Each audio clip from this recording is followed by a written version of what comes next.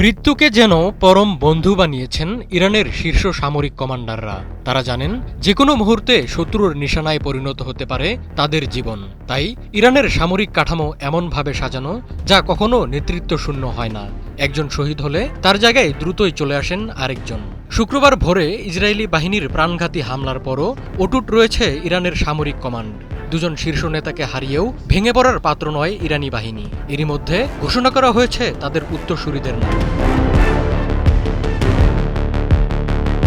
ইসরায়েলের প্রাণঘাতী হামলায় শহীদ হন ইরানের সশস্ত্র বাহিনীর প্রধান মেজর জেনারেল মোহাম্মদ বাঘেরি ও ইসলামী বিপ্লবী গার্ড বাহিনীর প্রধান কমান্ডার মেজর জেনারেল হুসেইন সালামি।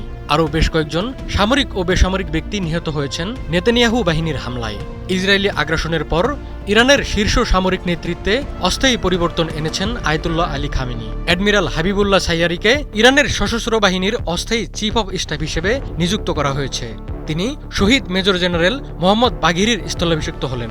সাইয়ারি ইরানি সেনাবাহিনীর সমন্বয় বিষয়ক প্রধানের দায়িত্ব পালন করে আসছিলেন। অন্য এক আদেশে ব্রিগেডিয়ার জেনারেল আহমদ বাহিদিকে ইসলামী বিপ্লবী গার্ড বাহিনীর অস্থায়ী কমান্ডার ইন চিফ হিসেবে নিয়োগ দেওয়া হয়েছে। তিনি শহীদ মেজর জেনারেল হুসেইন সালামির স্থলাভিষিক্ত হয়েছেন। আহমদ বাহিদি একজন অভিজ্ঞ সামরিক কৌশলবিদ এবং ইরানের উচ্চ পর্যায়ের কর্মকর্তা। তিনি ইরানের ন্যাশনাল ডিফেন্স ইউনিভার্সিটির প্রেসিডেন্ট হিসেবে দায়িত্ব পালন করেছেন। দেশটির প্রতিরক্ষা ও নিরাপত্তা প্রতিষ্ঠানগুলোতে কয়েক দশকের অভিজ্ঞতা অর্জন করেছেন বাহিদি। The drills are the continuation of the annual exercises of the Army of the Islamic Republic of Iran. ইরানের শীর্ষ সামরিক নেতা হারানোর ঘটনা এবারই প্রথম নয়।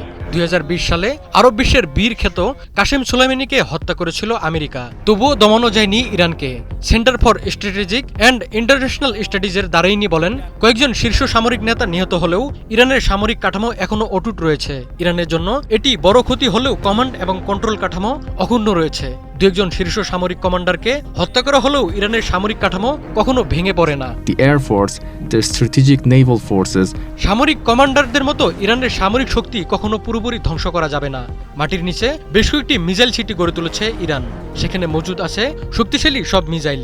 একজন মার্কিন কর্মকর্তার বরাতে সংবাদ মাধ্যম এক্সিওস জানায়, গত বছরের অক্টোবরের হামলার পর থেকে আয়াতুল্লাহ খামেনির বাহিনী প্রতি মাসে প্রায় 50টি করে ব্যালিস্টিক মিসাইল বানিয়েছে।